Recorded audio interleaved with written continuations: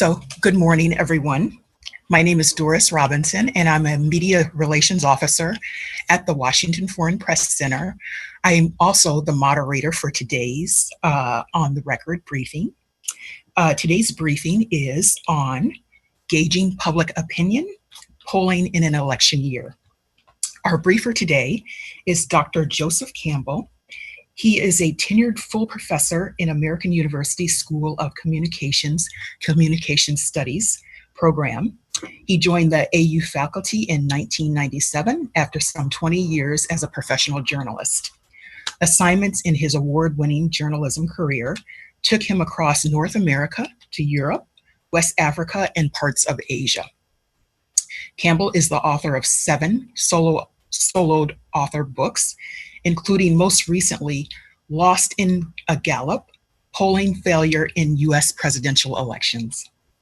The book addresses prominent cases in which opinion polls misfired in elections from 1936 to 2016 and makes the point that polling failures often correlates to journalist failures. Okay, and now for the ground rules. This briefing is on the record, and the views of today's briefers do not represent the views of the U.S. government. Dr. Campbell will give opening remarks, and then we will open it up for questions. Please remain muted until I call on you for questions. And with that, I will turn it over to Dr. Campbell. Great, Doris, thank you very much. And thanks to everyone for joining this briefing today. I'm going to show a brief PowerPoint presentation, and then we'll open it up to Q&A. So let's get going with the PowerPoint.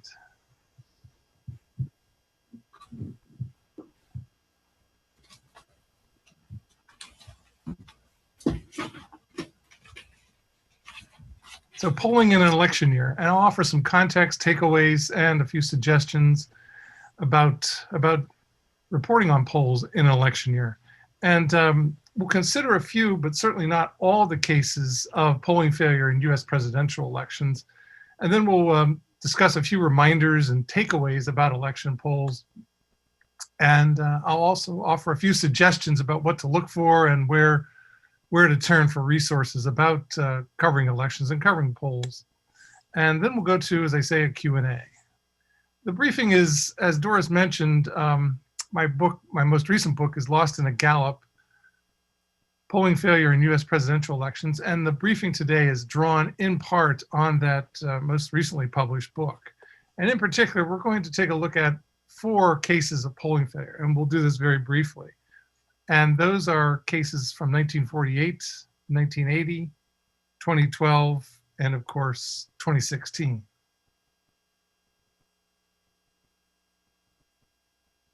So let's start with 1948. We'll go in chronological order. 1948, this was a year of an epic polling failure, the so-called Dewey defeats Truman polling failure. Has taken the name Dewey defeats Truman from the famous Chicago Tribune headline that appeared the day after the election that proclaimed Thomas E. Dewey had defeated incumbent President Harry Truman. And pollsters had forecast just such a victory, that Dewey was going to win easily, and all pundits and most journalists believed that as well.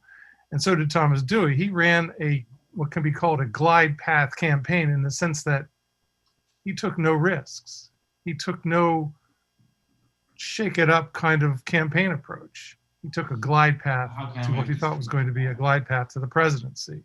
In fact, during the campaign, he told an advisor, he told a close aide, when you're ahead, don't talk. All right. Of course, Harry Truman won the election in 1948 by 4.5 percentage points. Thank you. And the shock in 1948 was probably deeper than that in 2016, because just everyone thought that Harry Truman had no chance of winning re-election, and certainly not by the margin that he did, 4.5 points. And journalists themselves criticized themselves for having relied too heavily on polls. They claimed that they, in the aftermath, that they had delegated essentially their legwork to the pollsters. They had given that important function over to the pollsters in effect. So what went wrong in 1948? And are there any enduring lessons from that election? one of those lessons, and it's a lesson that pollsters still have trouble remembering and applying, is that it's important to continue the polling right up to election day, to as close to election day as you possibly can. And don't end polling as they did in 1948, weeks in advance, weeks before the election. Another takeaway from that election was that overconfidence is a reality. And many, many Republican voters decided that there was no need to go to the polls that year because Thomas Dewey was a shoo-in, that he was going to win easily. There was no need for them to go and vote. And voter turnout in 1948 dropped off dramatically from previous years. And part of that was due to overconfidence by the Republicans. And another factor in 1948 was that undecided voters broke heavily toward the end of the campaign for Harry Truman, as well as supporters of a third party candidate, a progressive party candidate named Henry Wallace. And his support dwindled dramatically as the election approached. And many of those supporters of Henry Wallace, the progressive party candidate, went to Harry Truman. So by not polling to the end of the election, pollsters did themselves no favor. Let's jump ahead to 1980, another case of polling failure. And by then, by 1980, major news organizations, including the New York Times, CBS News, and others, had themselves gotten into polling. They were conducting election time surveys because it was recognized as a newsworthy undertaking. And the polls in 1980 suggested an eyelash close election between the incumbent President Jimmy Carter and the Republican rival Ronald Reagan. They thought it was going to be very close. The New York Times CBS poll at the end had a 1-point lead for Ronald Reagan. So too did the Gallup organization poll. They thought it was going to be really very close, almost too close to call. And in the end, Ronald Reagan wins by nearly a landslide, nearly 10 percentage points, a landslide that no pollster had foreseen. And this outcome in 1980 was so shocking that pollsters among themselves quarreled openly about who was to blame and why they did not detect this landslide in the making. And the article to the left, to my left, indicates that that squabbling spilled over into the public realm. So what went wrong in 1980? Again, there was evidence that pollsters failed to conduct their polls up to and very close to Election Day. Some of them ended on the Friday or Thursday before the election. It's 4 or 5 days before the voting, and that was a major misstep. Also, there were a number of developments toward the end of the 1980 campaign in which developments that tended to favor Ronald Reagan. There was a debate, the only debate between Carter and Reagan in 1980 came during the last week of the election. And in the debate, Ronald Reagan clearly outperformed the president. And that was enough for many voters to reassure them that Ronald Reagan, a former actor, was going to be up for the job of president. Also, there were developments on the weekend before the election. And those included the movement in Iran towards what looked like the release of US diplomatic personnel who had been held hostage in Iran for more than a year. And that movement ended without any kind of release of the US hostages, but it reminded people of the greatest foreign policy failing of Jimmy Carter. And that contributed, no doubt, to the landslide proportions of Reagan's victory. And a final factor in 1980 was the likelihood of a shy Reagan vote. Shy Reagan. And by that I mean people did not tell the pollsters who they were really going to favor, because Ronald Reagan, a former actor, did not have the best of reputations during the campaign.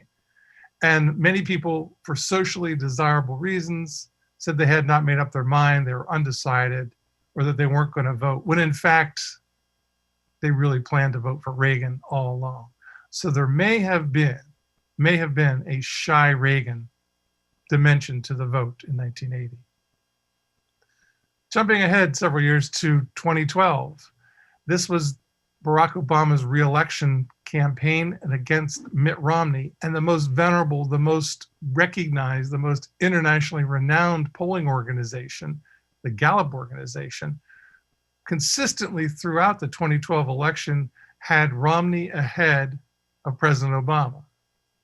And at the very end of the campaign, the Gallup organization said the lead was very narrow, but Romney was ahead by 1 point. They consistently overestimated Romney's support. And Obama won that election by nearly 4 percentage points. It was an embarrassing turn of events for the Gallup organization, for this venerable polling organization that began in the mid-1930s. And after the 2012 election, the Gallup organization has never polled an election again. They've left election polling. Also in 2012, the poll-based data journalist, Nate Silver, in his 538 prediction model, called every state in the country, all 50 states correctly, the outcome of those 50 states correctly in 2012, thereby sealing his reputation as an election oracle in a sense. And it confirmed the rise of data-based journalism, of data journalism in which you could take polling data and other information and run it through a model and make predictions about the outcome of the election. And as I say, Nate Silver in 2012 got all 50 states correct. An impressive feat. And then in 2016, Nate Silver's model failed, as well as the models for many other poll-based prediction forecast approaches. And this was the election that was not supposed to happen, that of Donald Trump. Trump won the Electoral College, but lost the popular vote to Hillary Clinton. And where the forecasts of Nate Silver and others went awry was that they relied heavily on state polls, on the outcomes in state polls in places such as Wisconsin and Minnesota and Michigan and Pennsylvania. And in those 3 states, Wisconsin, Michigan, and Pennsylvania, the polls were indicating that Hillary Clinton was well ahead. In fact, Wisconsin had Hillary ahead by 6 percentage points on the eve of the election. And Trump won all those states very narrowly by less than 1 percentage point. And those victories in those states were enough with his other states that he won for Trump to win an Electoral College victory, even though, as I say, he lost the popular vote.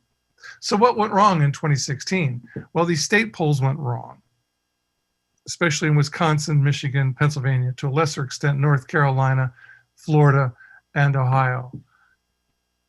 They predicted Hillary Clinton would win, particularly in Wisconsin, Pennsylvania, and Michigan.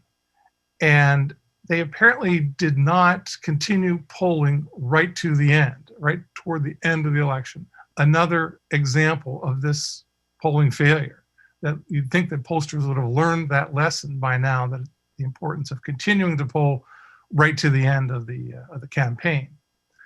Also, it was pretty clear that many voters in the swing states, those key states, Michigan, Wisconsin, Pennsylvania, and elsewhere, swung to Donald Trump late in the campaign. In the closing days of the campaign, he picked up more undecided votes than Hillary Clinton did. And also the third party candidate, the Libertarian Party candidate, lost a lot of votes in the last weeks of the election, and many of those votes went to Donald Trump. And there may have been, although many polling analysts dispute this, but there may have been a shy Trump vote in 2016. In other words, people, for socially desirable reasons, would not tell pollsters that they were supporting Donald Trump, even when privately they were. And the shy Trump phenomenon has been identified by some people as an explanation for the surprise victory in 2016 of Donald Trump. As I say, though, most polling analysts have not found compelling evidence of a shy Trump phenomenon.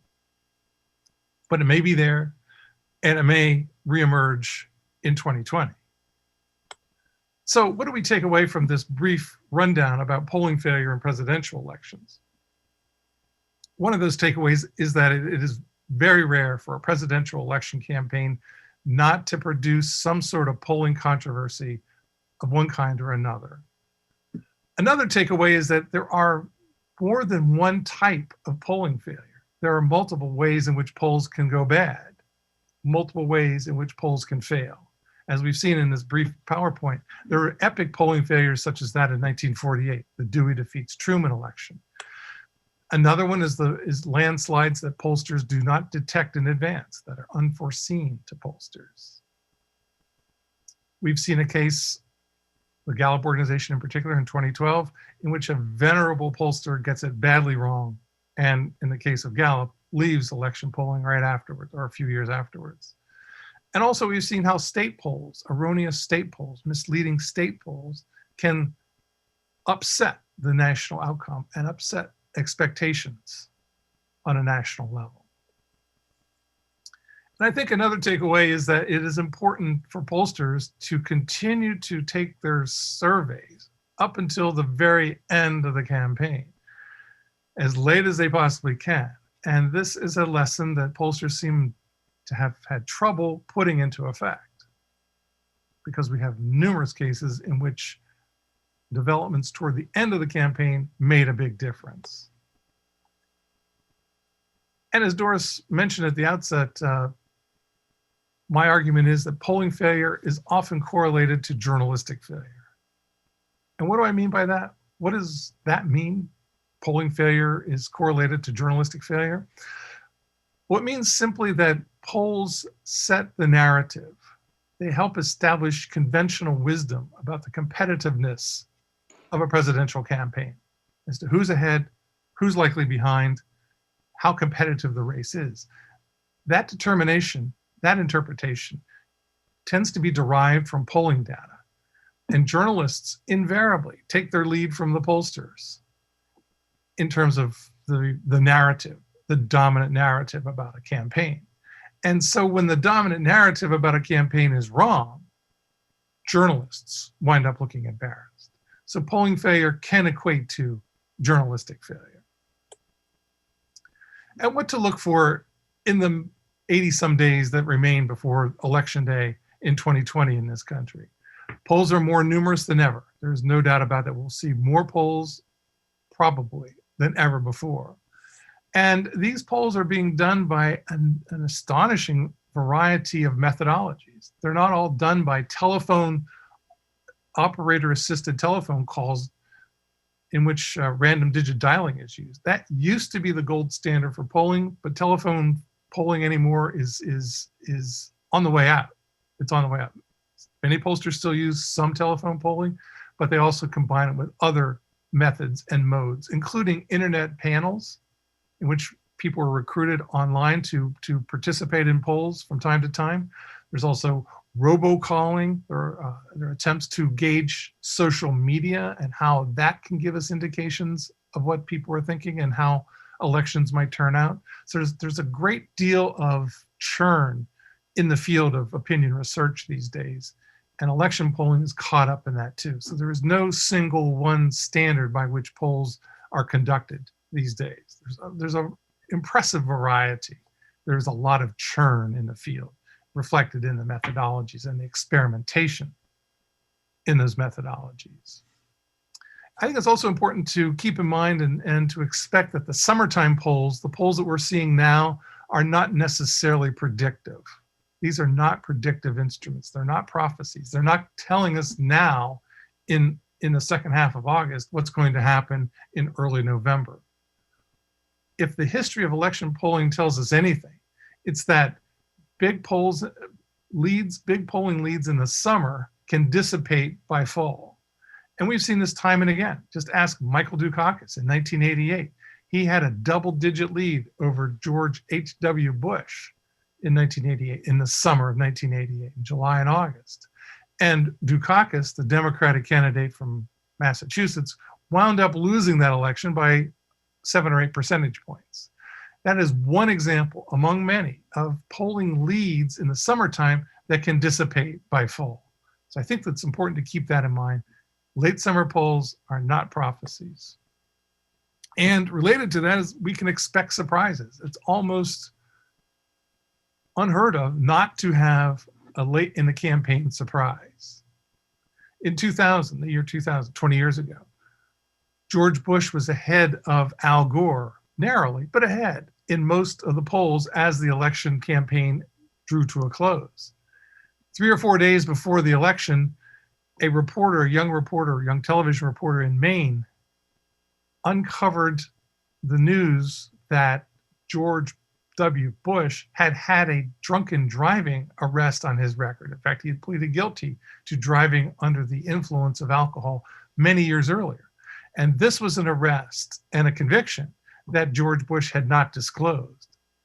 And the disclosure of that information just days before the election had the effect, I'm pretty sure, of shifting some votes away from Bush to Al Gore, to the Democratic candidate, enough so that the election ended almost in a tie and was decided 37 days after the election by a Supreme Court decision on the outcome in Florida. So we can expect surprises late in the campaign. And they happen, and they happen almost predictably. And polls are not always wrong. In fact, pollsters work hard to get it right. There's no incentive for them to get it wrong. But polls have been wrong often enough, and they have a checkered history, a checkered past, as we've seen some examples in this PowerPoint presentation. Polls have been wrong often enough so that we ought to treat them with caution, a bit warily, and not embrace them as the oracles that some people think they are. And where to turn in covering the 2020 campaign? The resources are many. Here are a few of my recommendations. And I start with realclearpolitics.com. For my money, there is no better, more even-handed site, aggregation site, politics site online. I think it's outstanding. It's full of polling data. It's full of commentary and analysis. And they do a great job of updating their site regularly, at least twice a day in terms of content. And I think Real Clear Politics is a great place to go to. Nate Silver's 538.com is another great site, and he is really into the weeds in polling, and his site, 538.com, has evaluations, grades from A to F, which is the grading scale in American education. He grades them from A to F, and there are more than 400 polling organizations that have been graded by Silver and his colleagues at 538.com. So I think that's a very useful resource to keep in mind as well. Nate Cohn of the New York Times does very interesting work on a day in and day out basis about polling. He's very thoughtful and looks to explain polling in ways that are almost unprecedented or novel. 4 years ago, in 2016, he recruited 4 pollsters to take a look at data from the state of Florida, polling data. And he asked each of the 4 pollsters to review and analyze and weight, which means statistically adjust the data, and then come up with a winner. And each of the 4 pollsters in 2016 for these data in Florida came up with a different interpretation. In fact, the range was that Trump was ahead by 1 point to Clinton was ahead by 3. So there's a 4-point range among the 4 pollsters. I cite that example as a case in which Nate Cohn has used very imaginatively polling data to present, to tell readers, to tell his audience how difficult it is to conduct polls these days, and how polling can be open to interpretation by the way in which the data are weighted, in which they are statistically adjusted. And it's an intriguing study that he did, or story that he did, and he does a lot of good stuff. I also would suggest keeping an eye on the Pew Research Center. They do some interesting polling work. They tend to be pretty pro-poll, if you will, but they are in many ways in their research, I think, kind of at the cutting edge of what we're looking for in terms of this churn in the polling industry that I referred to earlier. So Pew Research Center is a good resource to keep in mind as well. And also APOR is also good source. Now, what you might ask is APOR? APOR is the American Association for Public Opinion Research. It's an organization of pollsters, academics, government workers who are into polling. And it's a fairly large organization, and they have resources available for the media at their website. And I think they'll even offer to put you in touch with a polling expert if you get in touch with APOR at the URL that's shown here. And of course, you can always get in touch with me. My email address, wjc@american.edu. Thanks very much for your attention. I look forward to your questions. Thank you, Dr. Campbell. So with that, we will open for questions. If you have a question, please hit the raised hand icon and we will call on you. And please be sure that your name and your media outlet are showing so that we can call on you and see it in your profile. So with that, we will start our first question. And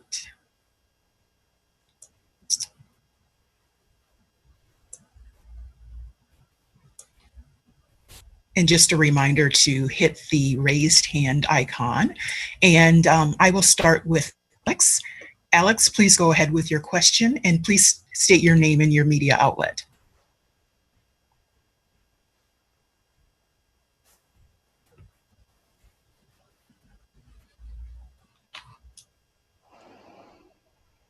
Alex, can you hear us?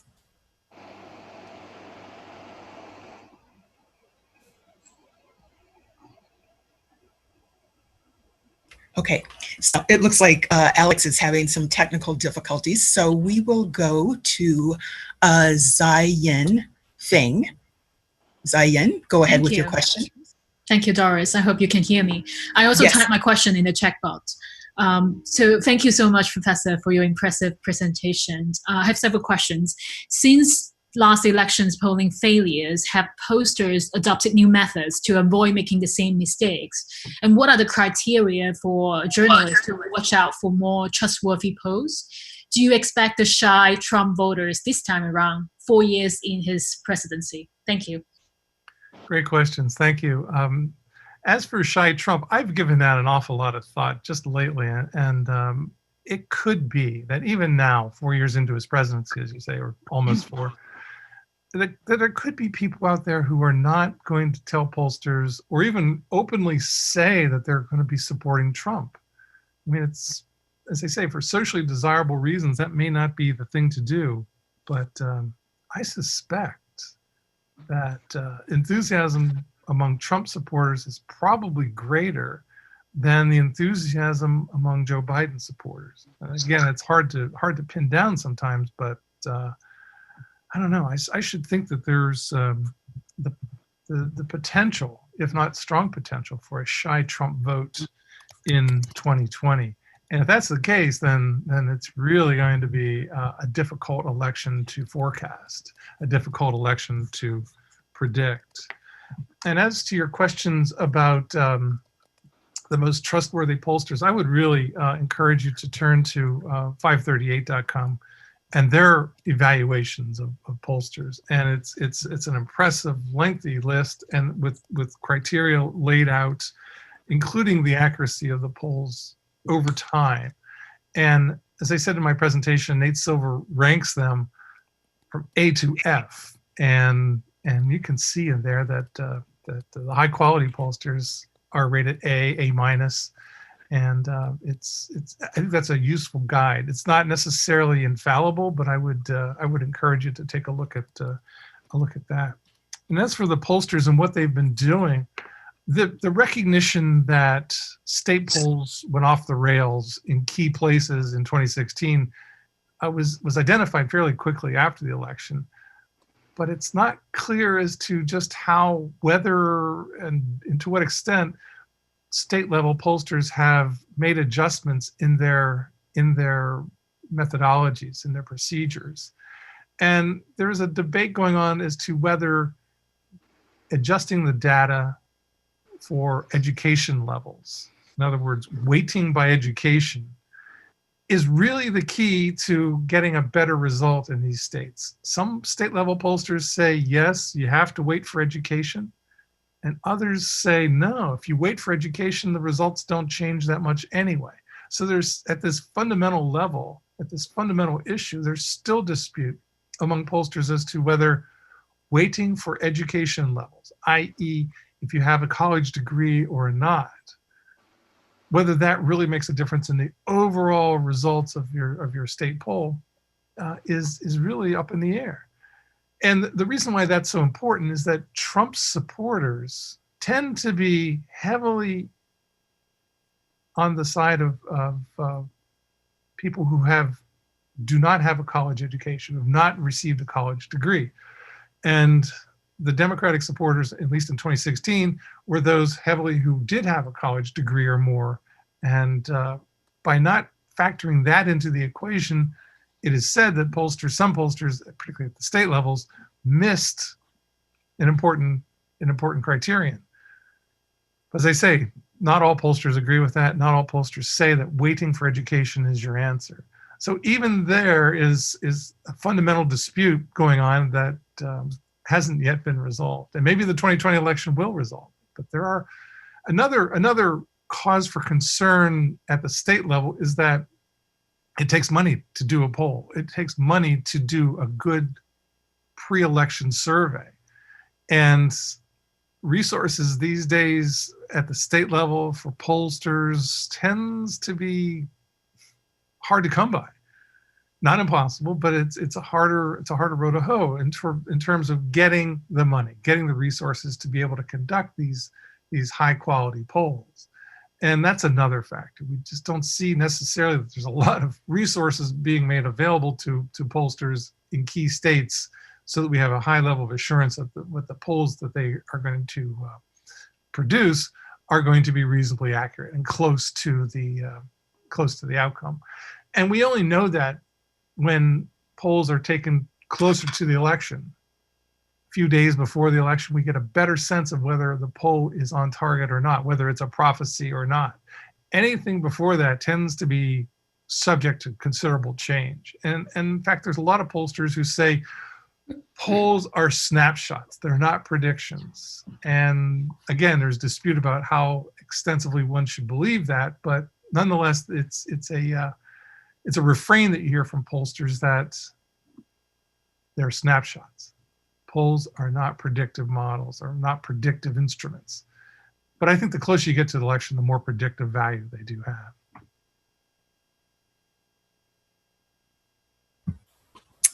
Thank you. Our next question goes to Pearl Matibe. Pearl, did you have a question?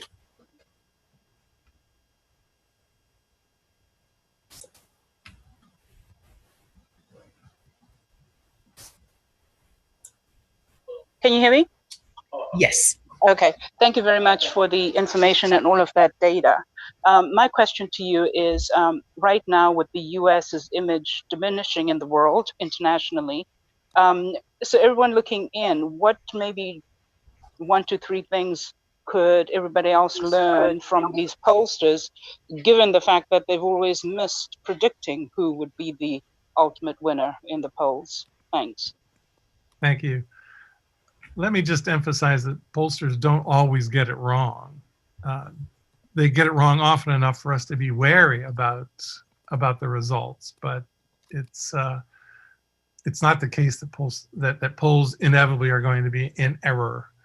I just think we should treat them with caution, with a degree of skepticism, and realizing some of the dynamics that influence the reliability and veracity of polls. And you know, the question of the U.S. image abroad is a real fascinating one. And there is some polling data out there that suggests that indeed during the Trump administration, there has been a drop-off in the U.S., recognition or appreciation or confidence, I guess, in the United States abroad. And it's a sharp drop off, according to some polls, from the Obama administration. But if you take a longer look at these polls, you can see that they do tend to have that same kind of fluctuation. If a Democratic president is in office, it tends to be recognition or support or confidence in the US tends to be higher. And then if a Republican is in office, it tends to be lower. And you can go back for several presidencies and see this pattern, back at least to the Clinton presidency in the 1990s. There was a lot of support or a lot of confidence in the US back then after the Cold War had ended and so forth. And then once George W. Bush took over, that confidence dropped off. Now, of course, the wars in Afghanistan and Iraq certainly contributed to that drop off in confidence abroad in the United States. But it picked up pretty dramatically after Obama took office. And during his 8 years, it was fairly high. And then once Trump took over, plunged again. So it's an interesting dynamic there that seems to be recognition, or the confidence in the U.S. abroad, the U.S. image abroad, tends to be really linked to who's in the White House. And these polling data are increasingly expansive. I think it's the Pew Research Center who's done them, but I could be wrong about that. But it's not just Western Europe, and it's expanded to other parts of the world. And I think that same dynamic of ebb and flow, depending on who's in the White House, is an intriguing one to keep in mind. And maybe that's a non-election polling story that could be pursued. Thank you. We have some questions in our chat box. And the first question is from Joyce Karam from The National. And she asked, what do you make of the first day of the DNC and attempts to rebuild the Obama coalition? Is that necessary for the Dems to win in November? Interesting question. I think my first instinctive response would be yes, that it is important to restore that coalition for the Dems to win in 2020. But whether that can be accomplished is still up in the air. I mean, Joe Biden is running a very strange campaign from the basement, essentially, of his house in Delaware. And of course, the pandemic is an explanation for doing so, but it is a strange looking campaign, and he hasn't ventured out very much from the basement, nor has he given too many news conferences. And he hasn't had much of a give and take with journalists, which is what we expect during a presidential campaign. We expect the candidates to be open and accessible and inclined to answer questions. And so far, Biden has run a campaign that kind of reminds me in some respects of the glide path campaign that Thomas E. Dewey ran in 1948. Not to shake things up, just kind of see if we can, run out the string here. And that's a concern. And whether how visible that's going to become and whether that's going to become an issue is up in the air. But and maybe the next nights of the Democratic convention will sort of paper over that concern and offer evidence of a restoration of the Obama coalition. But it's a different time. No two elections are ever the same in this country. There's no carbon copy, if you will, of a presidential election. They all have their same dynamics. They all have their same ebbs and flows and issues and concerns and unexpected developments. So I think we can expect something different from that, and not just a reprise of the Obama coalition. And, that was an effective coalition that he put together, that's for sure. Whether there's the same enthusiasm for Joe Biden remains to be seen, I think. And we might get an indication in the next few nights of the Democratic convention. But I think last night was pretty much a scripted and non-dramatic event. So still too early to say. But thank you for your question. Thank you. Our next question, I do see a raised hand from Peter Winkler. Peter, go ahead with your question.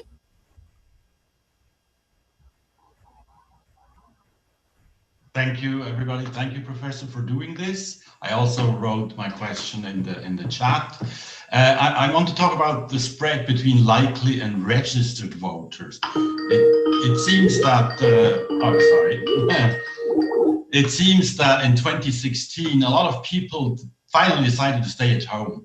How big is the confidence that likely voters really are going to vote? And is that something that has to be weighted too? It's a great question, and thank you very much. Thanks for joining us. I spent a number of years in Switzerland with the Associated Press in Geneva, and the NZZ was always the go-to paper, even though I couldn't read much German. Anyway, to your good question, the likely voter conundrum is one that pollsters have long struggled with. How do you determine, of all the respondents to a poll, who is going to vote? Who actually is going to go ahead and cast a ballot on election day or in advance of election day and early voting?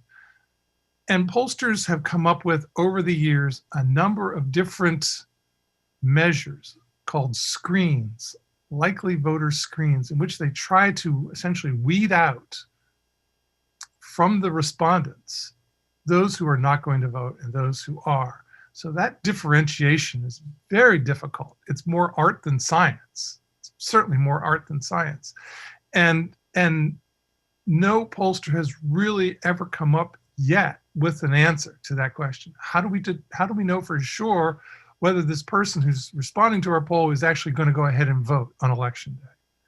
The Gallup organization tried for close to 50 years and had a model, a likely voter model that it revised and reworked and altered, and it still didn't work terribly well. One of the reasons that its poll in 2012 misfired was that the likely voter screen was too tight, and it screened out voters who actually went ahead and voted.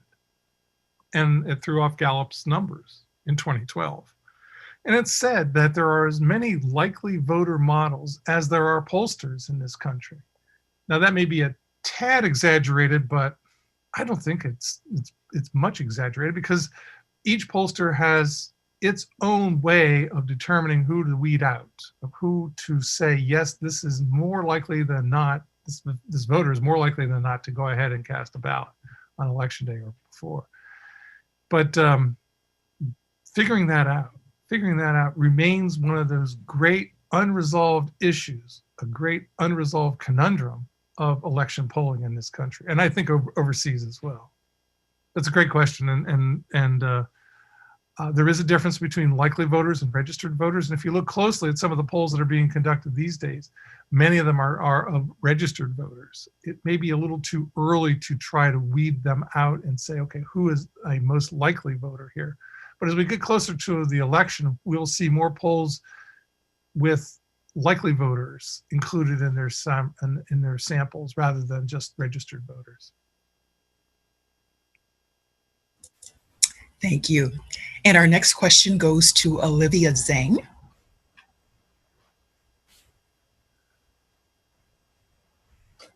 Hi, can you hear me?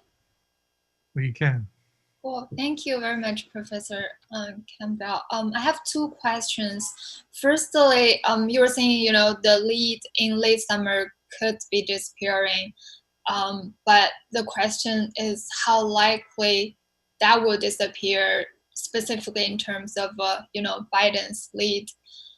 What are the factors that may make it disappear? Is it like Trump's more measured tone on pandemic, or more tough rhetoric on China or anti-immigration, or maybe some misacting on Biden's side?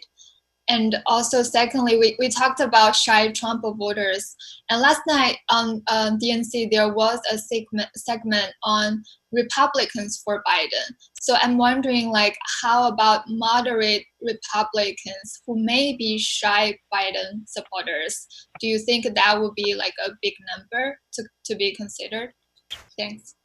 Thanks. Great questions. And as for the last part of your question on the Republicans for Biden, I don't think that's going to be a very large contingent. I don't think that's an important segment of the Republican base. It's certainly not part of Trump's base. These are politicians, in some cases were in office but are out of office. John Kasich, the former governor of Ohio, for example, who ran against Trump in 2016 and has very little regard for the president. And there are Republicans like that, but I just don't think that they represent a major part of Trump's base. They probably never did, and they didn't vote for him heavily in 2016. So I don't know, they're out there, but they're not, I wouldn't say that they're going to be a major force in this election. Could be wrong, but I doubt if Republicans for Biden are going to be numerous. If they are numerous, then we're probably looking at a landslide election, and for Joe Biden. I just don't think this election is going to turn out to be a landslide. So the polls that show a 10-point lead for Joe Biden nowadays, or 12-point lead for Biden, are probably going to narrow considerably in the weeks before the election. In fact, we see some narrowing already. CNN the other day came out with a poll showing that Biden had a 4-point lead over Trump. At the end of July, the respected Emerson College poll had a 4-point lead for Biden over Trump, a similar advantage to the poll that they reported at the end of June. And the Rasmussen poll, which is done, I believe, with mostly IVR or robocalling, with some internet panels, the Rasmussen poll has, the most recent one I saw, had Biden ahead by 3 percentage points. So we have polls out there that are showing a tight race, and I suspect the race is probably tighter than a 10 percentage point lead. Rasmussen, by the way, I think was the one that called the 2016 popular vote closest than anyone. I think it came in at 2 percentage points for Hillary Clinton, and she won by 2.1 percentage points. So again, these numbers can be, especially at the margins, are very, very elusive. But nonetheless, I think that a tightening rather than an explosion of Biden's lead is more likely. And you referred to Biden's candidacy, and I still think he has something to prove. He's got to show the American people that he's up for the job.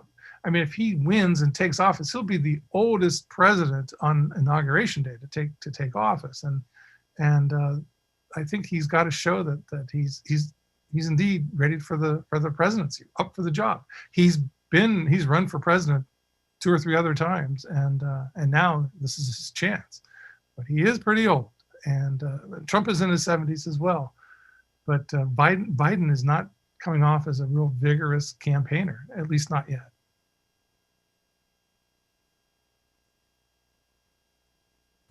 Thank you for that. And just a reminder to our journalists to hit the raised hand icon, and we will call on you for questions. We did receive a few more questions. One of those questions is COVID-19 affecting any polls this year? Okay, exactly. Thanks. That's a great question. And I think the COVID-19 pandemic has certainly scrambled politics in this country to an unprecedented extent. There's no doubt about that. And that's stating a truism, I believe. There is an intriguing, unexpected, and minor effect of the pandemic on polling. And not to put too fine a point on this, but there is some evidence that people having to stay home on lockdown or in quarantine are more inclined to, since they're home and want to do something different, they're more inclined to pick up the phone and answer a pollster's inquiry than they would otherwise. Because most people in this country don't pick up their phone. Many of them don't even have landlines anymore, but they don't pick up the phone because it's going to be telemarketing or going to be some sort of spammer or something they don't even want to mess around with. And so polling has suffered because of that phenomenon, because people just don't want to pick up the phone. Given the pandemic and given the fact that people are home more often nowadays or for longer periods than in the past, in the recent past, there is some evidence that people are responding to pollsters' phone calls a little more regularly, a little more routinely. Now, as I say, not to put too fine a point on this, but that is an unintended consequence of the COVID-19 pandemic. I think what a real and perhaps more serious component is going to be is just whether people are going to be getting to the polls to vote in person, or whether there's going to be a mail-in ballot of some extent that will really challenge, if not compromise, the United States Postal Service. And that's a contemporary issue. Whether it proves to be a reality or not, it's really too early to say. There are some people who say that, no, the Postal Service can handle it. They really can, just as long as the ballots are applied for and received and sent in advance. And there are a couple of states in the country that say you can apply for an absentee ballot on the Friday before the election. The Friday before the election. So that's what, 4 or 5 days before the election? There is no way that an application can be submitted, processed, the absentee ballot sent to the voter who requested it, and then completed and sent back by election day. It's just not possible. So I think there's got to be some realistic approaches that some states should take in terms of giving people time, and the Postal Service time, to receive, process, and turn around these ballots. I saw a question on here about the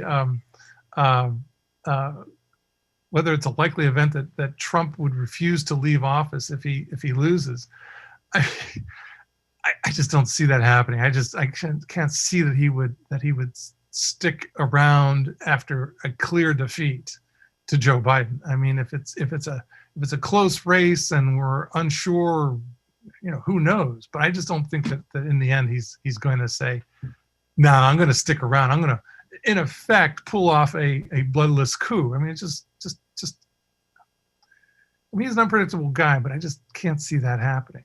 And we have had cases in which elections have been unresolved for weeks. The election 20 years ago in 2000 went on for 37 days after Election Day, until it was determined by the Supreme Court in a 5-4 vote that George W. Bush was the winner of the state of Florida and therefore of the presidency.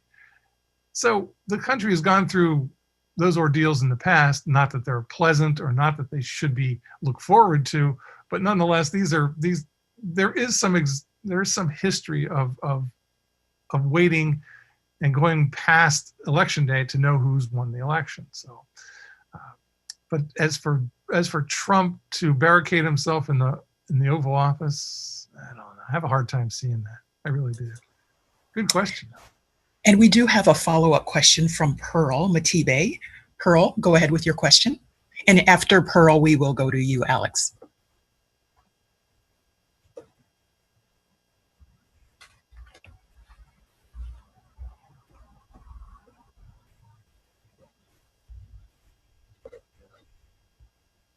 Pearl, go ahead with your question. She may have some technical difficulties, so we will go to Alex. Alex, go ahead with your question, please. Can you hear me? Hello, Okay. can you hear me? Can you hear me? I think that's Pearl there. Yes. Thank you very much, Professor. I think my question is a three-part question. I want to pick up on the issue that you mentioned regarding Biden perhaps not being quite yet clear. Do you think that it is only because he hasn't shown himself as a front runner, or are there any polls out there where you might think, and I think this runs into my second part of the question, is how many days out? Because we're already well past the 100-day mark before November 3rd. Are there polls that become truer closer to November 3rd at all? And is there any polling data out there that you may have that may show the how likely phone banks turn out the vote, given the fact that voter turnout and the numbers that turn out can decide an election? So do we have any polling data on phone banks and how successful those are? Thanks. Thank you. I think to your second question, the second part of your question, the closer to Election Day, the better in terms of polls as predictive instruments. I think that the closer we get, the better they perform. And another measure is that the closer we get, how are they performing in aggregate? And that's where RealClearPolitics.com will average them all together and say, okay, this is the average of all these polls and this is who's ahead. And I think the closer we get to elections, as I say, the better those polls are going to be. The more reliable, the more confidence that we should have in them. I think that turnout the vote efforts are commendable. I just don't see that they necessarily always make a difference. And the reason I say this, in 2016, Hillary Clinton supposedly had a great turnout machine, and that was going to be enough to push her past 270 electoral votes and beyond.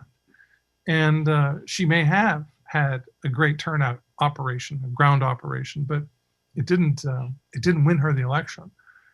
And so it's hard to know for sure just how effective these get out the vote efforts are. I mean, they're essential. Turning out to vote is the key, isn't it? I mean, and in this country, in a presidential election, we might find only 55% of eligible adult voters actually go and vote, even though it's been made easier these years with early voting and voting by mail and other measures to facilitate getting to the polls. We still have about, 55%, maybe a little higher, maybe a little lower.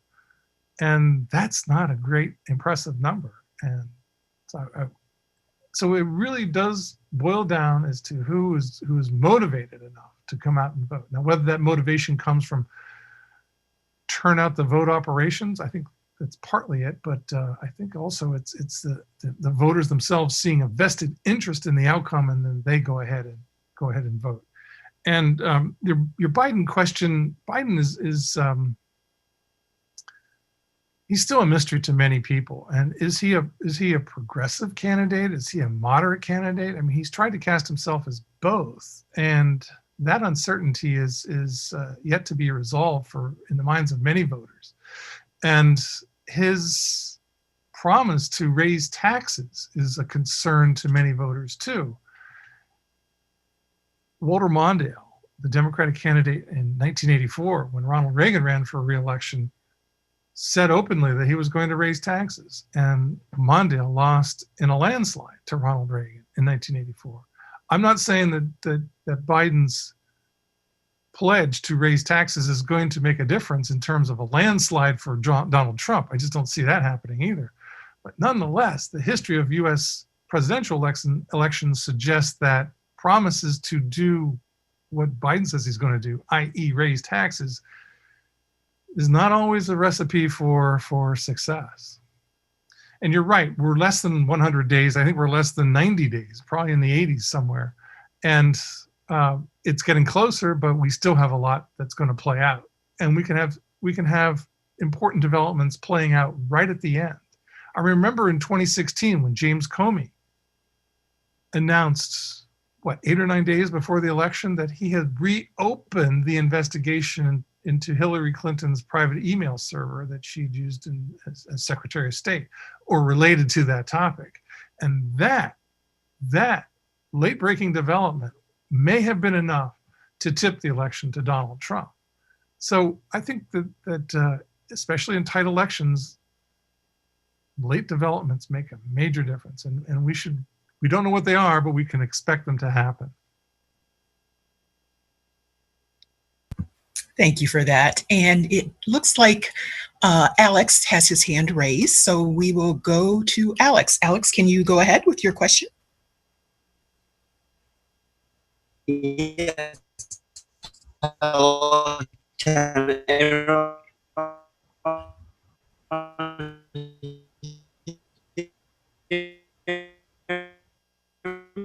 Alex, your audio appears to be breaking up and we can't hear you.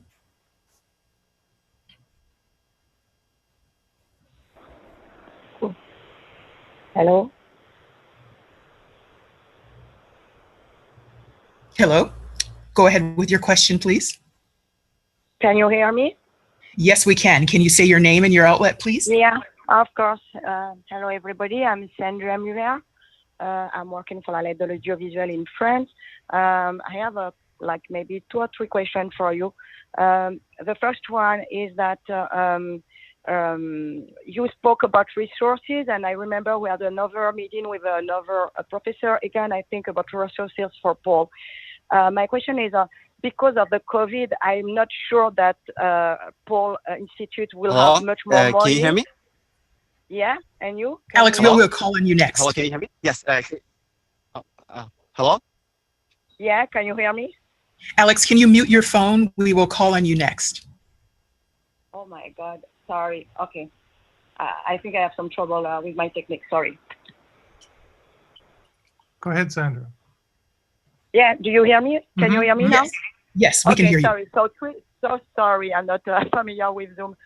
So my first question is that there is COVID COVID consequences, and you spoke about resources for Paul Institute.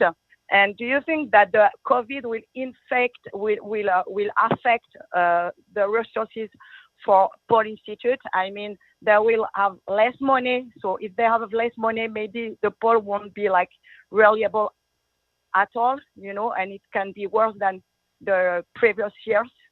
The second question I have, I'm French. So in French, we have two things. The thing is electoral silence. We are not supposed to speak about election 2 days before voting. It's not the case in America, and most of the time it's exactly the time of where you have like hacking, like especially maybe Russian hacking. It's almost 2 days before. It was the case in France with WikiLeaks, and we have a lot of information about our president Macron, and it happens here in America. And you mentioned that with Hillary Clinton a couple of days before there was a lot of WikiLeaks information. Do you think the silence, the electoral silence, can be a method for America to be protected? And my third question is how do you think we can be protected by hackers in this period? I know it's not exactly your specialty, but I would like to have your point of view about the hacking during the election and the result on the polls. Thank you. Sorry, I hope it's okay now. Yeah, thanks, Sandra. Very good questions. I love the one about electoral silence a couple of days or so before the election. It's an intriguing phenomenon. It's some other countries have that requirement as well. I think in this country it would run headlong into the First Amendment, and there's just no way that polling organizations or news organizations would be inclined to accept a news blackout about polls 2 or so days before the election. I mean, that's when the interest probably peaks, and so it would be very difficult for anybody to say, no, we're not going to talk about polls. We're not going to have any poll results. As I say, there are First Amendment implications here too, that you just really can't. The word I'm thinking of is stifle, but you can't muzzle the press. You can't muzzle news organizations. You can't muzzle the pollsters in advance because you don't want the decision making to be influenced by late breaking polls. And so it's intriguing. I find it very fascinating, particularly the French model, but I just don't think it's possible in the United States. And the accuracy issue about the election, it's intriguing as well because in the United States, a presidential election is not a national election. It's like 52 or more state or local elections. In other words, all 50 states, the District of Columbia, Commonwealth of Puerto Rico, and other possessions have their own elections. They're run by at the state and even in some cases at the local level. So it's really hard to have a whole a national apparatus. In fact, there is no national apparatus that oversees polling and the voting in this country. And some states have their own requirements and their own peculiarities. In Oregon, I believe, it's all mail-in votes. All balloting is done by mail and has been that way for a number of years. In other states, that's not the way it's done. You typically go to the polls. And in fact, that's one of the more intriguing national institutions in the country, to go to the polls on election day and line up and get ready to vote and cast your ballot. Now, whether that's going to be influenced greatly by the COVID-19 pandemic, probably will, Probably will. There'll be more people voting by mail, voting by absentee ballot than ever before. And that's what the whole brouhaha about the Postal Service and whether the Postal Service can handle that volume, that expected increase in volume. It probably can. It probably can. And in fact, attention is being paid to it now sufficiently in advance to make sure that it goes fairly smoothly. I'm not going to say it's going to go perfectly, but it's likely to be less of an issue than it appears to this day. Now, of course, I could be wrong again, but nonetheless, I think it's something that we're going to be focusing on and are focused on, if not resolving in advance of the election. And the resources for state level polls, I think that's a concern that goes beyond the COVID-19 pandemic, that just whether there are resources available to state polls. In other words, are the universities or the polling organizations or the news organizations,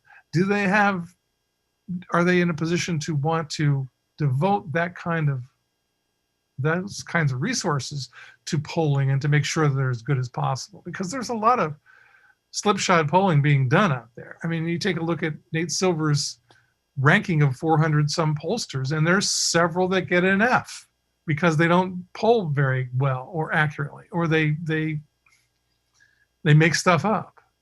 Now, this is not many pollsters. This is a very, very small number comparatively, but it's not easy to do, and it's easy to do poorly. And that's why the resource issue is one that pollsters and polling organizations and people who pay attention to this stuff are very concerned about how states in the 2020 election in key places, again, Michigan, Wisconsin, Pennsylvania, Ohio, North Carolina, Florida, Iowa, maybe, even Georgia, Arizona for sure. How are they going to perform? And so it's a real conundrum. It's a real conundrum. Polling costs a lot of money to do well. And not all organizations who purport to poll have the resources to do it well. And then on top of everything else, I should just throw this in, there's a phenomenon that pollsters refer to as herding, H-E-R-D-I-N-G, herding. And that's an ethically suspect phenomenon in which polling numbers toward the end of an election come closer and closer to the same results. It's kind of like putting your thumb on the scale, and pollsters are disregarding their own data, but looking at the data of others and trying to kind of hew towards the average, to what everyone else is reporting. It's a hard phenomenon to prove, but pollsters and polling experts believe it happens. And it may be another phenomenon to keep in mind in 2020, herding. Thank you so much, Dr. Campbell. We are just about out of time, and we would like to thank you for taking the time to brief with us today. We would like to thank our media for participating. We hope to have our transcript available and posted on the DC FPC website later today. And with that, our briefing is now concluded. Thank you, everyone. Thank you. And thank you, Doris. And thank you, Stephanie. And thank you for all the participants, too. Great questions. And it was enjoyable to speak with you today. Thanks a lot.